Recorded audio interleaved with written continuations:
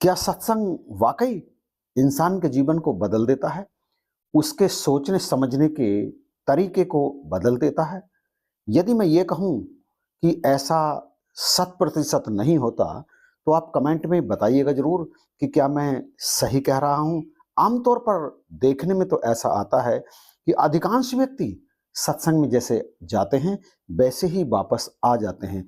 उनके नेचर में, उनके घर में, उनके व्यवहार में वस्तुतः कोई परिवर्तन देखने के लिए नहीं मिलता। आप नज़र उठा करके देख लीजिए, ऐसा अक्सर होता है।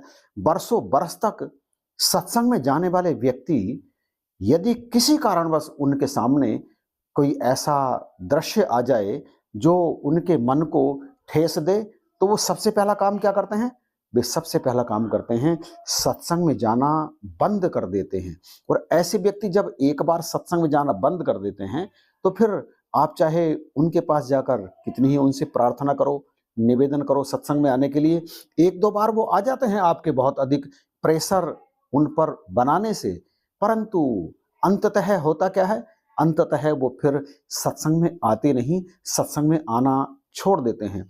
इस बात पर कई विचारक, कई विद्वान जन ऐसा कहते हैं कि वो सत्संग में आना इसलिए छोड़ देते हैं क्योंकि वो सत्संग में किसी न किसी मांग को लेकर के जुड़े थे।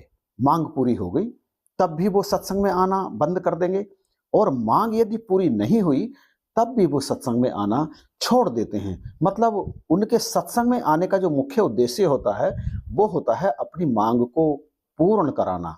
पूरी हुई तो छोड़ देंगे, ना पूरी हुई तो छोड़ देंगे। परंतु मैं कई ऐसे व्यक्तियों को जानता हूं जो बरसों बरस, 1-2-4 नहीं, 20-20 बरस तक सत्संग में आते रहे निरंतर, और किसी दूसरे महात्मा से, किसी अन्य महात्मा से उनकी किसी बात पर अनबन हो गई, तो वो गुरु को भी त्याग देते हैं, सत्संग में भी आना बंद कर देते हैं। हालांकि वो ऐसा कहते हैं कि हम सत्संग में तो आएंगे नहीं, लेकिन गुरु हमारे यही हैं। सच क्या है? यह बात जरा समझ से बाहर की है, और उस बात में कितना दम है जो वीडियो के आरंभ में कही कि क्या सत्संग व्यक्ति के जीवन को बदल देता है। अब आप इस बात पर जरा एक्सपीरियंस करके देखो, इस बात पर आप मंथन करके देखो। शास्त्र तो ऐसा ही कहते हैं कि सत्संग व्यक्ति के जीवन को बदल देता है। सत्संग में निरंतर आने से विवेक जागृत होता है। रामचरितमानस में लिखा है, बिन सत्संग विवेक ना होई, राम कृपा बिन सुलभ ना सोई। यानी यदि कोई व्यक्ति अपने आप को विवेकशील समझता है, तो वो विवेकशील हो सकता है, लेकिन वास्तविक विवेक जो है वो तो सत्संग में पहुंचने पर ही जागृत होता है, और सत्संग व्यक्ति को ईश्वर की कृपा से मिलता है। कामधेनु और कल्पतरु जो सेवत फल होए, सत्संगत क्षण एक में प्राणी पावे सोए। ऐसा भी बिल्कुल शास्त्रों में लिखा है सत्संग के बारे में। और सत्संग के बारे में आगे लिखा है एक स्थान पर, 60 सुधरहि सत्संगति पाई, पारस परस कुधात सुहाई। महात्मा कहते हैं कि सत्संग में कोई बहुत अधिक क्रूर, उद्दंड, आतताई, यहां तक कि हत्यारा भी यदि आता है निरंतर, तो वो भी सुधर जाता है, उसका भी स्वभाव बदल जाता है, आदतें उसकी पूरी तरह से बदल जाती हैं। और इसके लिए वो तमाम ऐसे लोगों का उदाहरण देते हैं जो अपने प्रारंभिक जीवन में बहुत अधिक आतंक फैलाने वाले थे, यहाँ तक कि हत्यारे भी थे। वो वाल्मीकि जी का नाम लेते हैं, वो अंगुलीमाल का नाम लेते हैं, वो सदन कसाई का नाम लेते हैं, और भी तमाम गणिका पापन आदि का नाम लेते हैं कि इन सब के जीवन में जो सुधार आया, इन सब का जो भी जीवन बदला, वो बदला केवल और केवल सत्संग के कारण। भगवान श्री रामचंद्र जी भी सबरी को प्रथम भक्ति के रूप में सत्संग ही बताते हैं कि जो संतों का संग करता है, वास्तव में वही भक्ति का पहला चरण है। प्रथम भक्ति संतन कर संगा। और पलटू दास ने तो बहुत बड़ी बात कह दी। उन्होंने कहा, बिन सत्संग ना कथा हरि नाम की, बिना हरि नाम ना मोह भागे, मोह भागे बिना मुक्ति ना मिलेगी, मुक्ति बिन नहीं अनुराग लागे, बिन अनुराग के भक्ति ना होवेगी, बिना भक्ति प्रेम उर नहीं जागे, बिना प्रेम के राम ना राम बिन संत ना, पलटू सत्संग वरदान मांगे। यानी वो सत्संग को ही सर्वश्रेष्ठ बताते हुए कहते हैं कि मुझे तो आप हे प्रभु बस वरदान के रूप में सत्संग ही प्रदान कर दो, क्योंकि इसके बिना सब कुछ व्यर्थ है, इसके बिना कुछ भी प्राप्त नहीं होता। और विशेष रूप से मन के अंदर तो सत्संग के बिना सुकून आता ही नहीं है। परंतु आज के परिवेश में ये सब चीज दिखती क्यों नहीं? तुलसीदास जी भी तो कहते हैं, बिन सत्संग ना हरि कथा, ते ही बिन मोह न भाग, मोह गए बिन राम पद, होई ना दृढ़ अनुराग। जब तक प्रेम, दृढ़ अनुराग प्रभु के कदमों में नहीं होगा, तब तक सब कुछ व्यर्थ है। लेकिन आज के परिवेश में, आज के समय में प्रभु के चरणों में अनुराग कहाँ है? बिल्कुल भी देखने के लिए नहीं मिलता।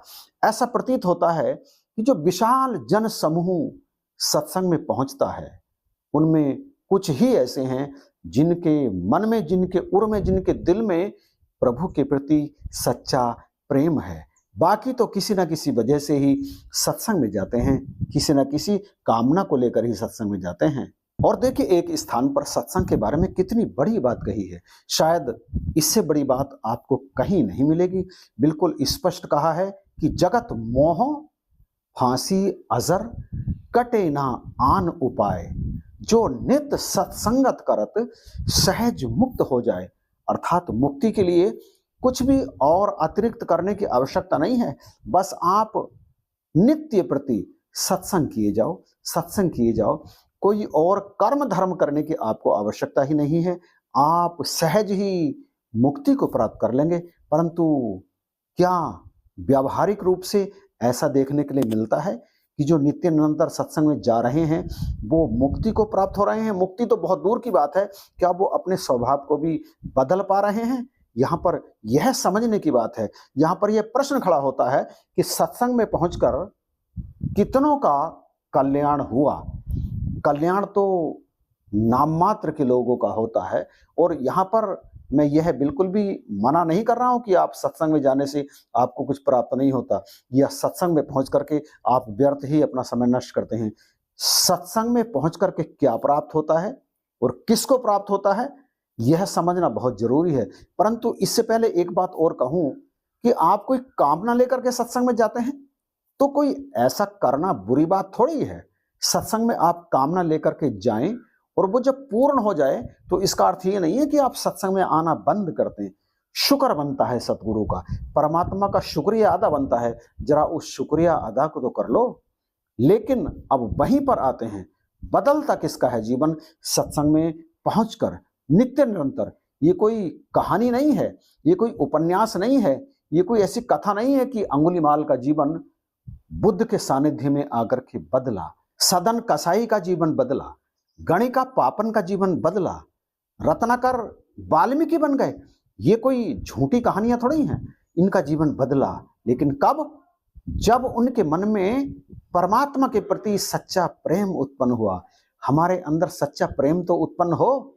नित्य निरंतर सत्संग में जाने से बुद्धि थोड़ी थोड़ी बदलती है, क्योंकि सत्संगत में मोती हीरे मिलते हैं। पर धीरे धीरे आप यूं ही जाना शुरू कर दें और अपने मन पर जरा भी प्रभाव आप सत्संग का ना पड़ने दें तो कुछ भी बदलने वाला नहीं है। तो सत्संग व्यक्ति के जीवन को बदलता तो है, निसंदेह, इसमें संदेह की जरा भी गुंजाइश नहीं है। परंतु व्यक्ति का जीवन सत्संग में जाने से बदलता कब है? जब उसके अंदर प्रेम प्रकट हो जाता है। और जब प्रेम प्रकट हो जाता है उसके अंदर, तो फिर उसके अंदर आन नहीं रहती। वो किसी से भी किसी बात को लेकर के आन नहीं करता कि उसने मुझे ऐसा कह दिया तो अब मैं ऐसा करूंगा, मैं सत्संग में आना बंद कर दूंगा, मैं उससे बोलूंगा ही नहीं। ये आन समाप्त हो जाती है। इसलिए कहते हैं प्रेम प्रकट जब होता है, रहत ना पावत आन, तू ही तू रह जात है, मैं का मिटत निशान। बस जिनके अंदर प्रेम प्रकट हो जाता है उनके अंदर तो तू ही तू रहता है, परमात्मा ही रहता है, मैं नहीं रहता।